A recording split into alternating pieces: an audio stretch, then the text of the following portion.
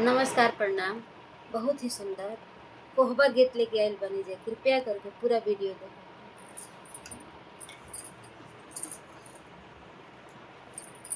अरे साठी मिर्चियाए प्रभु जी सहसर रंगल कोहबरावा सहसर रंगल कोहबरावा। अरे साठी मिर्चियाए प्रभु जी सहसर रंगल कोहबरावा सहसर रंगल कोहबरावा। अरे मिर्ची सैते जी प्रभु जी मुरु कल कल अय्या रे मुरु कल कल।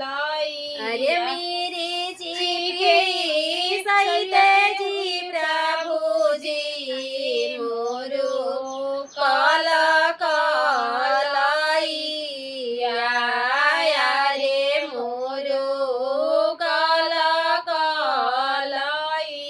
अरे जब तोहर होए सुभावा मुरु कल कल अय्या रे मुरु कल कल। अरे जब तोहर होए सुभावा मुरु कल कल अय्या रे मुरु कल कल। अरे नई हर से मंगी तुए सुभावा चेरी या होलो मुड़िया रे चेरी या होलो मुड़िया। अरे नई हर से मंगी तुए सुभावा चेरी या होलो मुड़िया रे चेरी या होलो मुड़िया। अरे कचरिया मंगती जय प्रभु जी सहसर चेरिया मिली सहसर चेरिया मिली।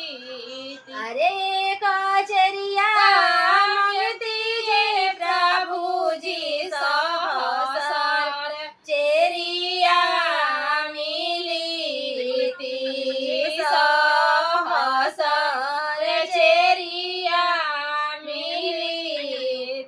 अरे रौरा नीरा बुधिया रे प्रभु जी जुएड़िया हारी हो जई जुएड़िया हारी हो जई।